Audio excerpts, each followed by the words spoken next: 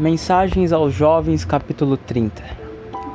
Muitos que buscam sinceramente a santidade do coração e a pureza de vida ficam perplexos e desanimados. Estão constantemente olhando para si mesmos e lamentando sua falta de fé. E, porque não têm fé, acham que não podem rogar as bênçãos divinas. Essas pessoas confundem sentimento com fé. Olham acima da simplicidade da fé verdadeira, trazendo assim sobre a sua vida grandes trevas. Deveriam volver o pensamento de si mesmos e demorá-lo na misericórdia e bondade de Deus, recordando as suas promessas, e então simplesmente crer que Ele cumprirá sua palavra. Não devemos confiar em nossa fé, mas sim nas promessas de Deus. Quando nos arrependemos das nossas passadas transgressões de sua lei e resolvemos prestar obediência no futuro, devemos crer que Deus, por amor de Cristo, nos aceita, perdoando-nos os pecados. Trevas e desânimo às vezes sobrevêm à alma, ameaçando dominar-nos. Mas não devemos rejeitar a nossa confiança. Devemos conservar os olhos fixos em Jesus, quer haja sentimento, quer não. Devemos procurar cumprir fielmente todo o dever conhecido e então repousar calmamente nas promessas divinas. Por vezes, uma profunda sensação de nossa indignidade fará atravessar nosso pensamento uma sensação de terror. Mas isso não é prova de que Deus se tenha mudado quanto a nós, ou nós quanto a Deus. Nenhum esforço se deve fazer para levar a mente a certa intensidade de emoção.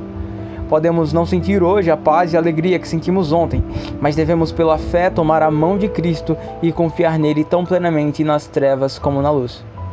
Satanás poderá sussurrar: "Você é muito pecador para que Cristo possa salvá-lo." Embora vocês devam reconhecer que são de fato pecadores indignos, poderão enfrentar o tentador com o brado: "Por virtude da expiação eu declaro a Cristo como meu Salvador." Não confio nos meus próprios merecimentos, mas sim no precioso sangue de Jesus que me purifica. Nesse momento eu apoio em Cristo minha desamparada alma. A vida do cristão tem de ser uma vida de constante e viva fé. Uma confiança permanente, uma firme esperança em Cristo trará à alma paz e segurança. Não se desanime quando seu coração lhe parecer duro. Todo obstáculo, todo inimigo interno tão somente aumenta sua necessidade de Cristo. Ele veio para remover o coração de pedra e dar-lhe um coração de carne. Espere dele a graça especial para vencer suas faltas peculiares. Quando assediado pela tentação, resista firmemente às insinuações do mal. Diga à sua alma: "Como poderia eu desonrar ao meu Redentor? Entreguei-me a Cristo, não posso fazer as obras de Satanás." Clame ao amável Salvador, pedindo-lhe auxílio para sacrificar cada ídolo e remover todo o pecado acariciado. Deixe que os olhos da fé contemplem Jesus perante o trono do Pai, apresentando as mãos feridas enquanto intercede por você. Creia que lhe virá força por meio do precioso Salvador. Pela fé, olhe as coroas que estão reservadas para os que vencerem. Escute o canto exultante dos remidos. Digno é o Cordeiro que foi morto e que nos remiu para Deus. Esforce-se por considerar reais essas cenas. Estevão, o primeiro mártir cristão, em seu terrível conflito com principados e potestades e a impiedade espiritual nos lugares celestiais, exclamou: "Olhem, eu estou vendo o céu aberto e o Filho do Homem em pé, ao lado direito de Deus." Atos 7:56.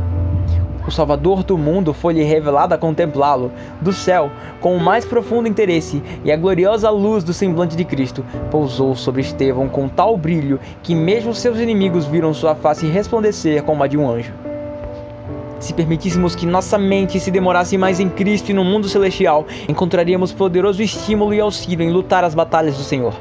O orgulho e o amor ao mundo perderão o poder ao contemplarmos as glórias daquela terra melhor, que logo será nossa pátria. Ao lado da beleza de Cristo, todos os atrativos terrestres parecerão de pouco valor. Que ninguém pense que poderá alcançar, sem fervoroso esforço de sua parte, a certeza do amor de Deus. Quando é permitido à mente demorar por longo tempo apenas sobre coisas terrestres, é difícil mudar os hábitos de pensamento. Aquilo que os olhos veem e os ouvidos ouvem muitas vezes atrai a atenção e absorve os interesses. Mas se quisermos entrar na cidade de Deus e contemplar Jesus em sua glória, temos de acostumar-nos a contemplá-lo com os olhos da fé aqui mesmo. As palavras e o caráter de Cristo devem ser muitas vezes objeto de nossos pensamentos e nossa conversão. E cada dia deve ser dedicado algum tempo, especialmente à séria meditação sobre esses assuntos sagrados. A santificação é uma obra diária. Ninguém se engane com a crença de que Deus lhe perdoará e abençoará enquanto está transgredindo um de seus mandamentos. A prática voluntária de um pecado conhecido faz silenciar a voz testemunhadora do Espírito e separa de Deus a alma. Seja qual for o êxtase dos sentimentos religiosos, Jesus não pode habitar no coração que desrespeita a lei divina. Deus só honrará os que o honram. Pois vocês sabem muito bem que, enquanto se entregam a alguma pessoa para serem escravos dela, são de fato escravos dessa pessoa a quem vocês obedecem. Romanos 6,16. Se condescendemos com a ira, a sensualidade, a cobiça, o ódio, o egoísmo ou qualquer outro pecado, tornamo-nos servos do pecado. Ninguém pode servir a dois senhores. Se servirmos ao pecado, não podemos servir a Cristo.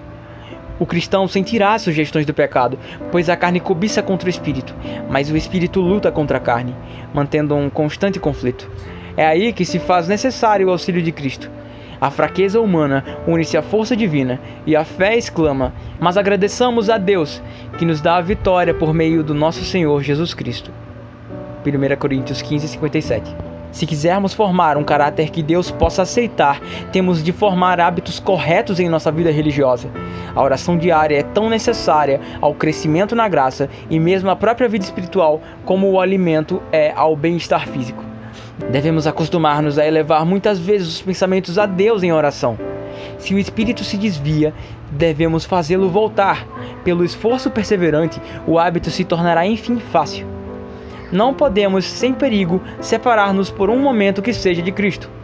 Podemos ter sua presença em cada passo, mas isso tão somente observando as condições que Ele mesmo estabeleceu. A religião deve tornar-se a grande ocupação da vida. Tudo mais deve ser subordinado a ela.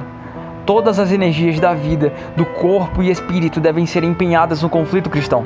Devemos olhar a Cristo quanto ao recebimento de força e graça e obteremos a vitória tão certo como Jesus morreu por nós. Precisamos chegar mais perto da cruz de Cristo. O arrependimento junto à cruz é a primeira lição de paz que temos de aprender. O amor de Jesus, quem o poderá compreender?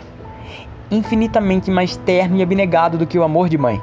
Se quisermos saber o valor de uma pessoa, devemos olhar com viva fé para a cruz e assim começar o estudo que será a ciência e o hino dos remidos através de toda a eternidade.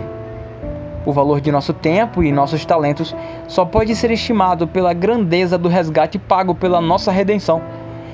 Que ingratidão manifestamos para com Deus quando roubamos o que lhe pertence, impedindo-o de nossas afeições e nosso serviço. É muito nos entregarmos a Ele, que por nós tudo sacrificou? Poderemos escolher as amizades do mundo, de preferência as honras imortais que Cristo oferece? Aos que conseguirem a vitória, eu darei o direito de se sentarem ao lado do meu trono, assim como eu consegui a vitória e agora estou sentado ao lado do trono do meu Pai. Apocalipse 3:21. A santificação é uma obra progressiva. Seus sucessivos passos nos são apresentados nas palavras de Pedro. Por isso mesmo, façam todo o possível para juntar a bondade e a fé que vocês têm. A bondade juntem o conhecimento e ao conhecimento o domínio próprio. Ao domínio próprio juntem a perseverança e a perseverança a devoção a Deus. A essa devoção juntem a amizade cristã e a amizade cristã juntem o amor. Pois são essas as qualidades que vocês precisam ter. Se vocês as tiverem e fizerem com que elas aumentem, serão cada vez mais ativos e produzirão muita coisa boa como resultado do conhecimento que vocês têm do nosso Senhor Jesus Cristo. 2 Pedro 1:5-8. Portanto, meus irmãos, procurem ficar cada vez mais firmes na certeza de que Deus os chamou e escolheu.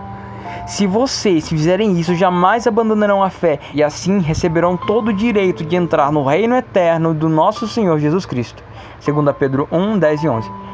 Eis aí uma direção segundo a qual podemos estar certos de não cair nunca. Os que assim estão atuando em harmonia com o plano de adição em obter as graças cristãs têm a certeza de que Deus atuará segundo o plano de multiplicação em lhes assegurar os dons de seu Espírito. Pedro se dirige aos que têm alcançado fé igualmente preciosa. Que a graça e a paz estejam com vocês e aumentem cada vez mais por meio do conhecimento que vocês têm de Deus e de Jesus, o nosso Senhor. 2 Pedro 1:2. Pela graça divina, todos quantos quiserem podem subir os brilhantes degraus da terra ao céu e, afinal, com júbilo e alegria, Isaías 35:10, entrar pelas portas da cidade de Deus. As provações da vida são operárias de Deus para remover de nosso caráter impurezas e arestas. Penoso é o processo de cortar, desbastar, aparelhar, lustrar, polir. É penoso estar por força sob a ação da máquina de polimento. Mas a pedra é, depois apresentada, pronta para ocupar seu lugar no templo celestial. O mestre não efetua trabalho assim cuidadoso e completo com material imprestável. Só as suas pedras preciosas são polidas como colunas de um palácio. Ao lugar secreto do Altíssimo, à sombra do Todo-Poderoso, os homens de quando em quando se refugiam. Habitam ali por algum tempo e o resultado se manifesta nas boas ações. Então sua fé falta. Interrompe-se a comunhão e se desmerece a obra daquela vida. A vida de Jesus, porém, foi de constante confiança, mantida por uma comunhão contínua, e seu serviço em prol do céu e da terra foi sem falhas ou defeitos. Como homem, implorava ao trono de Deus de maneira que sua humanidade ficou carregada da corrente celeste que ligava a humanidade com a divindade. Recebendo vida de Deus, comunicava aos homens.